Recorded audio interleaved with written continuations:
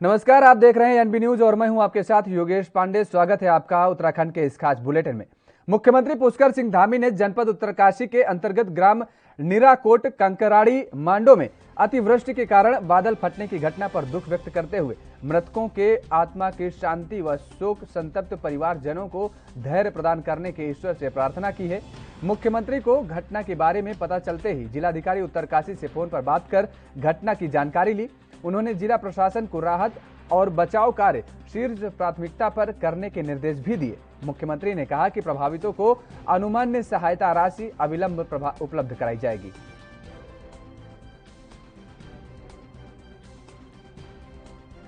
बागेश्वर पहुंची जिला प्रभारी मंत्री व महिला बाल विकास कैबिनेट मंत्री रेखा आर्या और प्रदेश सचिव बीजेपी सुरेश भट्ट यहां बीजेपी जिला कार्यालय में भाजपा जिला कार्य समिति की बैठक में शिरकत की। बैठक में कार्यकर्ताओं की भूमिका तय करते हुए मिशन 2022 के लिए एकजुटता की अपील भी की। मौके पर कार्यकर्ताओं से केंद्र और राज्य सरकार की जनकल्याणकारी नीतियों को गांव-गांव तक पहुंचाने को कहा और चुनाव जीतने का मंत्र भी दिया। हमारी प्रदेश कार्य समिति हुई, फिजिकली भी हुई, वर्चुअली भी हुई और सभी लोग उससे जुड़े। और आज जो है हमारी जिला कार्य समिति हुई है। प्रभारी मंत्री होने के नाते मुझे सौभाग्य प्राप्त हुआ कि आज इस जिला कार्य समिति में प्रतिभाग भी किया। और जिस प्रकार का संकल्प 2022 के लिए लिया गया है, हमारे महामंत्री प्रदेश के उन्होंने बताया है कि हम लोगों को अब की बार जो है जो क्रम है, जो एक लोगों की मिथ है, उस सोच को हमें तोड़नी है कि अब की इस बार भाजपा की सरकार है, अगली बार कांग्रेस की सरकार होगी। इसको न करते हुए अब की बार भाजपा की सरकार और बार बार भाजपा की सरकार, इस संकल्प को लिया गया है। कि आम आदमी पार्टी मैं समझती हूँ कि अपने अस्तित्व की तलाश में है और अपने अस्तित्व की तलाश में उल बातें भी कर रही है। अभी कुछ समय पहले ही अरविंद केजरीवाल जी यहाँ पर आए और उन्होंने जिस प्रकार से मुफ्त का पैकेज और मुफ्त की बात कही, तो मुझे ऐसा लगता है कि ये केवल और केवल जो है। उत्तराखंड में मौसम विभाग ने कई जिलों में भारी बारिश को लेकर ऑरेंज अलर्ट जारी किया है। देहरादून के साथ ही पिथौरागढ़, बागेश्वर, चंपावत, हरिद्वार, नैनीताल और पौड़ी जिलों में कहीं कहीं भारी से बहुत भारी बारिश की संभावना भी जताई गई है। मौसम विभाग के निदेशक विक्रम सिंह ने बारिश के बारे में जानकारी दी। उत्तराखंड के लिए मौसम की बात करें, आज 19 तारीख है जुलाई की, और आप देख रहे हैं कि जो रेनफॉल एक्टिविटी पूरे प्रदेश में बहुत अच्छी चल रही है। खासकर गढ़वाल रीजन में वेरी हैवी रेन्स वो मिल रही हैं। इसी तरह कुमाऊं रीजन में भी जो है हैवी रेन या एका दुक्का जगह में वेरी हैवी भी वो भी मिली है। आगे भी जो अगर आज बात करें तो आज भी एक्टिविटी उसी तरह से रहने वाली है। पूरे प्रदेश में जहाँ हल्की से मध्यम बारिश जो है ज़्यादातर जगहों में मिलेगी, उसके साथ साथ जो वेरी हैवी रेन है वो भी एका दुक्का जगहों में अलग अलग डिस्ट्रिक्ट्स में वो मिलने की संभावना है। लेकिन गढ़वाल क्षेत्र का डिस्ट्रिक्ट की बात करें कि जिसमें उत्तरकाशी, देहरादून या हरिद्वार है, तो इसमें वेरी हैवी रेन्स है या इक्का दुक्का जगहों में एक्सट्रीमली हैवी रेन्स है, उसकी भी आज संभावना है। तो जो एक्टिविटी है वो कंटिन्यूस है, चल रही है। तो कहीं ना कहीं जो पहाड़ों में वहाँ पर भी लोगों को थोड़ा सतर्क रहना पड़ेगा, खासकर उत्तरकाशी या टेहरी जो डिस्ट्रिक्ट है गढ़वाल। नैनीताल मल्लीताल कोतवाली में आज उपजिलाधिकारी की अध्यक्षता में पीस कमेटी की बैठक आयोजित की गई। उपजिलाधिकारी अनुराग आर्य ने मुस्लिम समुदाय के साथ बैठक कर ईद उल जुहा शांतिपूर्ण और कोविड नियमों का पालन करते हुए ईदगाह में सीमित संख्या में ही लोगों को नमाज पढ़ने की इजाजत दी है। गाइडलाइन के अनुरूप ये तय किया गया कि पीस कमेटी की जो बैठक हुई थी उसमें हमने ये बताया कि सोशल डिस्टेंसिंग का पालन किया जाएगा। और जिस तरह नमाज में ये होता है कि सभी लोग गले मिलते हैं, तो जो पीस कमेटी में मस्जिद के जो लोग आए थे उनके द्वारा ये कहा गया कि वो ये ऐलान करेंगे कि इस बार कोई भी गले नहीं मिलेगा नमाज पढ़ने के बाद। तो ये कोविड की गाइडलाइन के अनुरूप एक अच्छा फैसला है जो उनके द्वारा लिया गया है। और उसके अनुरूप हम जो लोगों द्वारा निर्धारित की गई है कि इतने लोग ही रहेंगे, उस निर्धारित सीमा के लोग ही सोशल डिस्टेंसिंग का पालन करते हुए मस्जिद में नमाज पढ़ेंगे। और ज़्यादातर लोगों से ये अपील की गई है कि वो अपने घर में ही नमाज पढ़ें। कुर्बानी के लेकर ये बताया गया है कि जो पूर्व से चयनित स्थल है कुर्बानी के लिए, जहाँ पर पहले से कुर्बानी होती है। खबर ऊधम सिंह नगर से है। बाजपुर में समाजवादी पार्टी के यूथ ब्रिगेड के राष्ट्रीय अध्यक्ष सिद्धार्थ सिंह ने प्रेस वार्ता आयोजित की। इस दौरान उन्होंने आगामी विधानसभा चुनाव में मजबूती से मैदान में उतारने की बात कही और इस दौरान उन्होंने कहा कि समाजवादी पार्टी के कार्यकर्ता पार्टी की नीतियों को जन जन तक पहुंचाने और जनता के मुद्दों को सरकार तक पहुंचाने का काम कर रहे हैं।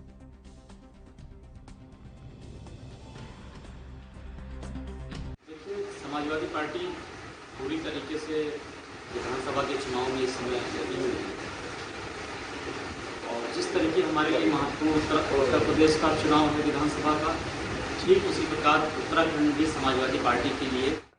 उत्तरकाशी में लगातार जारी मूसलाधार बारिश आफत बनकर टूट पड़ी है। जिला मुख्यालय के पास स्थित मांडो गांव में रविवार देर रात बादल फट गया और इससे पानी और मलबे की चपेट में आने से 2 महिलाओं समेत 4 लोग लापता हो गए हैं, जबकि 3 अन्य लोगों की मौत हो गई है। गांव के लोगों को मदद मुहैया करवाने के उद्देश्य से प्रशासन का रेस्क्यू ऑपरेशन लगातार जारी रहा। एसडीआरएफ की टीम इंचार्ज जगदंगा प्रसाद ने बताया कि मांडो गांव में बादल फटने के बाद 3 लोगों की मौत हो गई है, जबकि 4 लोग लापता हो गए हैं। इनकी तलाश के लिए सर्च अभियान चलाया जा रहा है। तो वहीं उत्तरकाशी के डीएम मयूर दीक्षित ने मौके पर पहुंचकर इलाके का जायजा लिया और प्रशासन को अलर्ट पर रहने के लिए कहा। 8-9 बजे के बीच में मांडो कंकराड़ी के ऊपर की तरफ काफ़ी अतिवृष्टि हुई थी, जिसकी वजह से काफ़ी क्षति मांडो गांव में हुई है, प्लस जो कंकराड़ी क्षेत्र है वहाँ पर भी हुई है। हमारे कुछ रास्ते इस एरिया में बंद भी हो रखे हैं और अभी भी पानी का बहाव काफ़ी तेज़ है। इसमें 3 लोगों की जान गई है अभी तक, जो हमको रिपोर्ट मिली है, और रेस्क्यू अभियान अभी भी चल रहा है। 2-3 घरों को क्षति भी हुई है। रास्ते खोलने का काम चल रहा है, बिजली आपूर्ति का काम आधा हो चुका है। डीजल की लाइनें कुछ क्षति है, उनको भी। रुद्रप्रयाग में आफत की बारिश जारी है। बारिश से जहां आम जनजीवन प्रभावित हो गया है, वहीं अब भूस्खलन का दौर भी शुरू हो गया है। ऋषिकेश बद्रीनाथ हाईवे रुद्रप्रयाग और श्रीनगर के बीच सिरोपगढ़ में सुबह से बंद है। यहां पर पहाड़ी से लगातार मलबा और बोल्डर गिर रहे हैं। पहाड़ों में आफत की बारिश जारी है। देर रात से लगातार हो रही बारिश के कारण भूस्खलन का दौर शुरू तेज हो गया है। बद्रीनाथ हाईवे कल देर रात से रुद्रप्रयाग और श्रीनगर के बीच सिरोपगढ़ में बार बार बंद हो रहा है। यहां पर पहाड़ी से लगातार मलबा और बोल्डर गिर रहे हैं, जिनसे दुर्घटना का खतरा बना हुआ है। यहां पर हाईवे को साफ करने के लिए 2-2 मशीनें लगाई गई हैं, लेकिन बार बार पहाड़ी टूटने से आवाजाही शुरू नहीं हो पा रही है। तो बारिश के बाद तेज भूस्खलन हुआ है। दरअसल लगातार उत्तरकाशी में मूसलाधार बारिश आफत बनकर टूट पड़ी है और जिस तरीके से रुद्रप्रयाग में आफत की बारिश जारी है, बारिश से जहां आम लोगों का जनजीवन भी प्रभावित है। तो रुद्रप्रयाग में आफत की बारिश से जहां आम जनजीवन प्रभावित हो गया है, वहीं अब भूस्खलन का दौर भी शुरू हो गया है। ऋषिकेश बद्रीनाथ हाईवे रुद्रप्रयाग और श्रीनगर के बीच सिरोपगढ़ में सुबह से बंद है। यहां पर पहाड़ी से लगातार मलबा और बोल्डर गिर रहे हैं। पहाड़ों में आफत की बारिश जारी है। देर रात से लगातार हो रही बारिश के कारण भूस्खलन का दौर शुरू से तेज हो गया है और बद्रीनाथ हाईवे कल देर रात से रुद्रप्रयाग और श्रीनगर के बीच सिरोपगढ़ में बार बार बंद हो रहा है।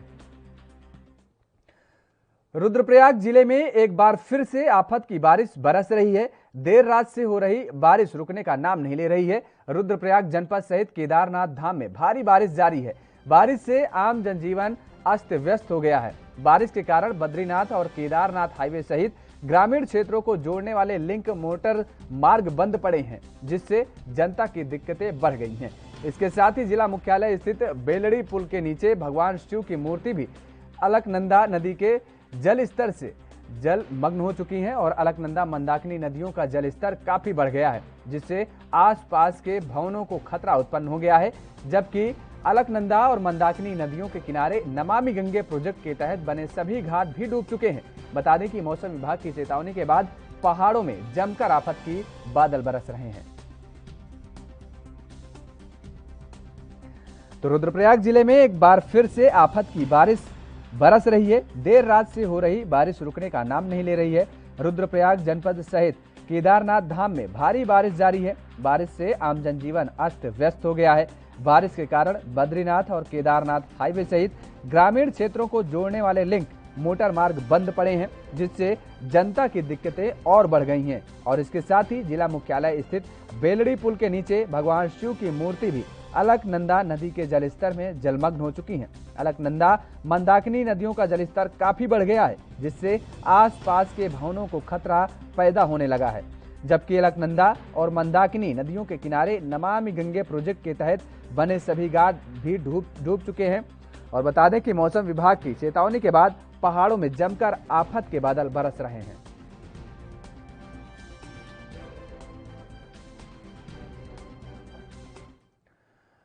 उत्तराखंड के अल्मोड़ा के विश्व प्रसिद्ध जागेश्वर धाम में सावन के पहले सोमवार को भक्तों की भीड़ जमा होने लगी और जहां पर भक्तों द्वारा शिव की विशेष पूजा अर्चना की गई। बता दें कि जागेश्वर धाम में सावन मास के सोमवार की विशेष मान्यता है और इस दिन प्रदेश के साथ देश के कई इलाकों के लोगों द्वारा यहां पर पार्थिव पूजा की जाती है, जिसका एक बड़ा महत्व होता है। मंदिर के प्रबंधक भगवान भट्ट ने बताया कि जागेश्वर धाम में सावन के सोमवार को पार्थिव पूजा करने का विशेष महत्व होता है। आज यहां पर सैकड़ों भक्त पूजा करते हैं और उनकी मनोकामनाएं भी पूर्ण होती हैं। इसके साथ ही उन्होंने बताया कि कोविड नियमों के तहत लोगों को नंबर लगाकर पूजा कराई जा रही है।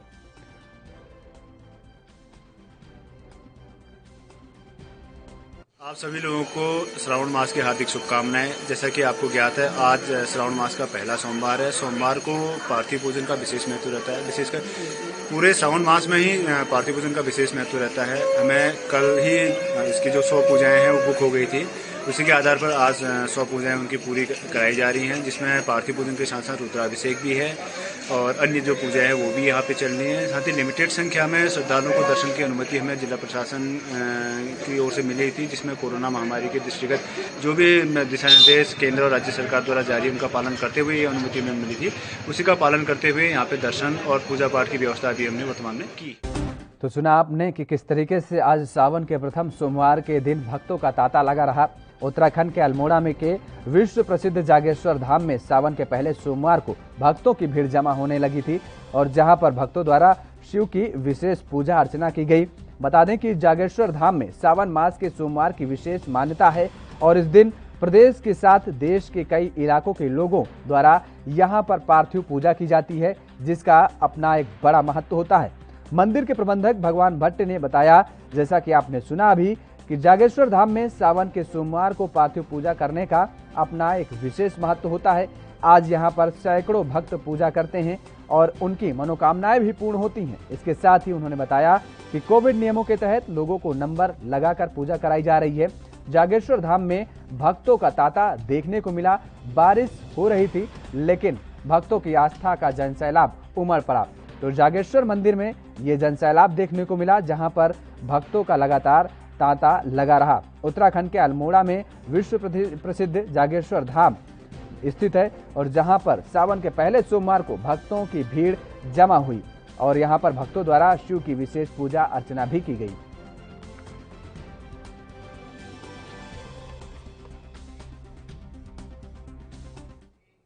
फिलहाल रुकते हैं एक छोटे से ब्रेक के लिए। ब्रेक के बाद फौरन हाजिर होते हैं।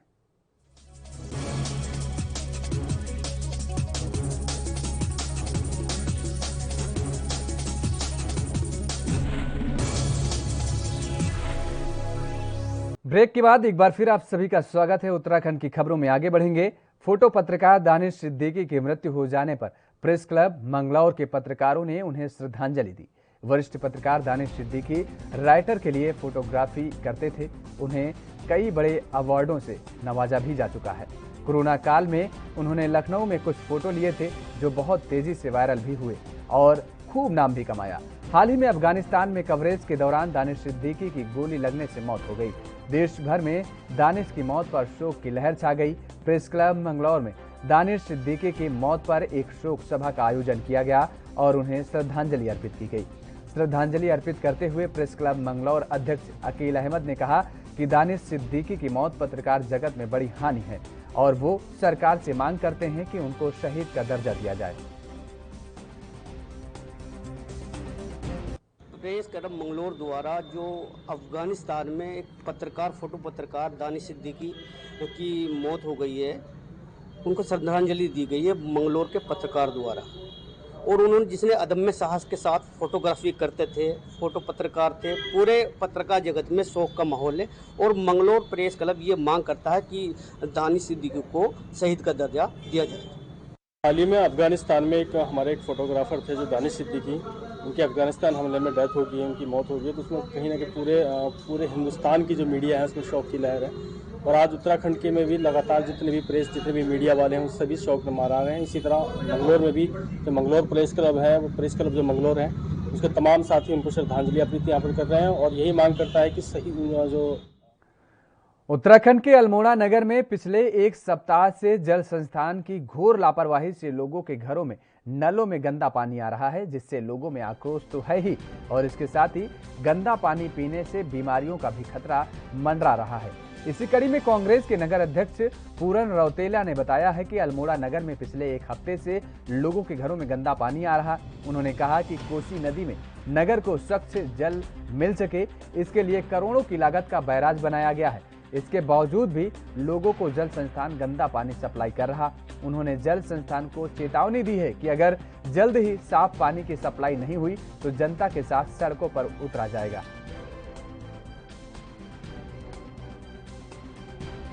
लगातार अल्मोड़ा जल संस्थान के द्वारा यहाँ की जनता को गंदा पानी पिलाया जा रहा है, जिसको लेकर के हम पूर्व में जल संस्थान के एक्शन को ज्ञापन दे चुके हैं।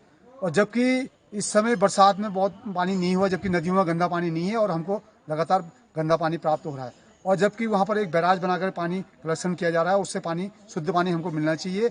लेकिन लगातार हमको जल संस्थान के द्वारा अल्मोड़ा के क्षेत्रों में चौकानबाड़ा के एरिया में लगातार गंदा पानी की सप्लाई हो रही है और 9 दिन के बाद भी अभी तक वो स्थान क्लियर नहीं हो पाया। और इनमें ये गंदा पानी जा रहा है, उसके द्वारा हमारे घरों में गंदा पानी पहुंच रहा है, जिसका खामियाजा जनता को भुगतना पड़ रहा है। और हमारी मांग है जल संस्थान से लगातार मांग करते हुए कि एक तरफ जहां बरसात में जंगलों में रौनक और चारों तरफ हरियाली हो जाती है, ऐसे में कहीं ना कहीं वन्य जीव की तस्करी का खतरा भी बढ़ जाता है। ऐसे में वन विभाग सतर्क हो जाता है। बरसात में वन विभाग भी गश्ती दलों को सतर्क कर दिया जाता है।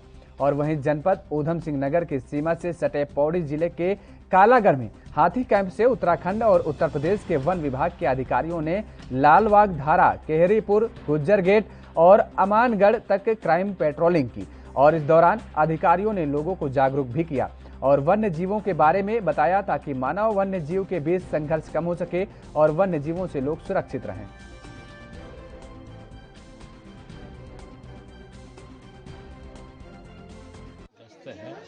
जिसमें गांव वालों से हमारा परिचय और उनकी समस्याएं, हमारा गांव वालों की समस्या, हमारे समस्या गांव वालों तक पहुंचाने का और इसमें शक्ति प्रदर्शन इसका हम जैसे मीरापुर से होते लालबाग से धारा से जाएंगे। खटीमा ग्राम तिगरी में लंबे समय के बाद बदहाल पड़ी सड़कों को मुख्यमंत्री के निर्देशानुसार निर्माण का कार्य कराया जा रहा है और जिससे ग्रामीणों पर सड़क के किनारे अतिक्रमण का आरोप लग रहा है। सड़क पर कार्य शुरू करने पहुंची जेसीबी मशीन को ग्रामीणों ने रोक दिया, जिस पर जनप्रतिनिधि ने बताया कि गांव में लंबे समय से सड़क बदहाली के दौर से गुजर रही थी। क्षेत्रीय विधायक पुष्कर धामी के मुख्यमंत्री बनने के बाद शुरू हुई सड़क निर्माण को बनाया जा रहा है। सड़क के किनारे अतिक्रमणकारियों को भी समझाया गया, जो भी अतिक्रमण किया गया जल्द हटाकर सड़क निर्माण कार्य किया जा रहा है।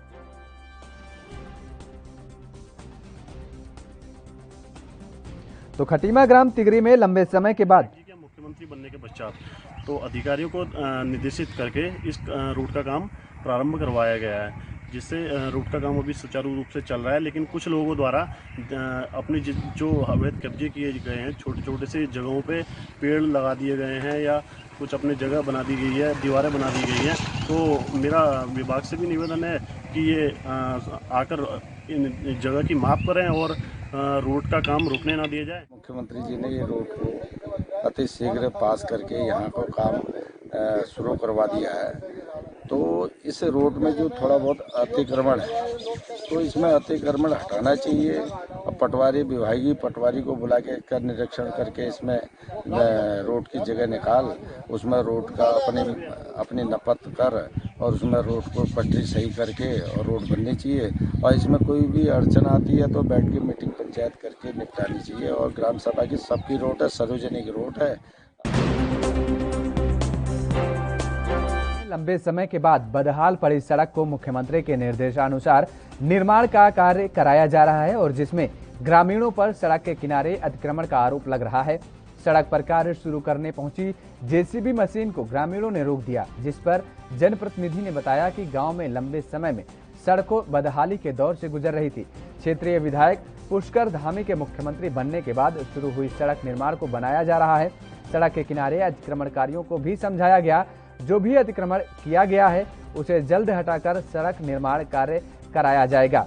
तो खटीमा ग्राम का यह पूरा मामला है, जहां तिगरी में लंबे समय से सड़क बदहाल पड़ी हुई थी और क्षेत्रीय विधायक के अब मुख्यमंत्री बनने के बाद इस काम को कराया जा रहा है। बदहाल सड़क का जीर्णोद्धार कराया जा रहा है।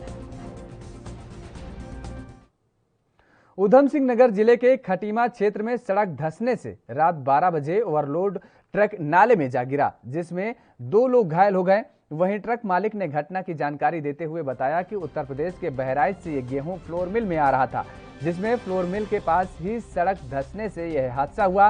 घायल 2 लोगों को बरेली रेफर किया गया है। मामले में बताया जा रहा है कि रोड अभी नहीं बनाई गई थी और स्थानीय लोगों ने बताया कि रोड की गुणवत्ता अगर ठीक होती तो ये हादसा शायद नहीं होता।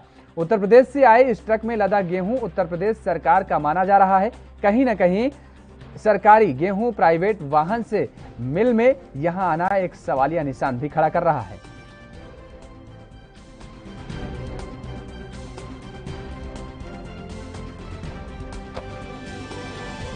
राइट से आ रहा था गेहूं लाद के और इसमें 2 लोग थे।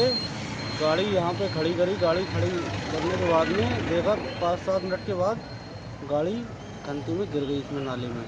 किसी को दोनों को चोट आ गई, एक की पसली में चोट आई, गुम चोटें काफ़ी आई हैं।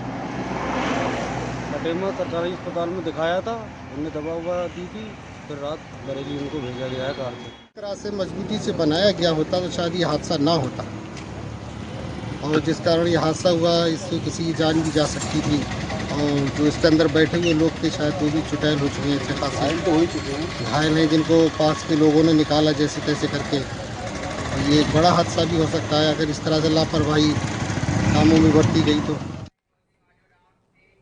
तो उत्तराखंड के इस खास बुलेटिन में फिलहाल इतना ही। बाकी खबरों के लिए आप बने रहिए ANB न्यूज के साथ।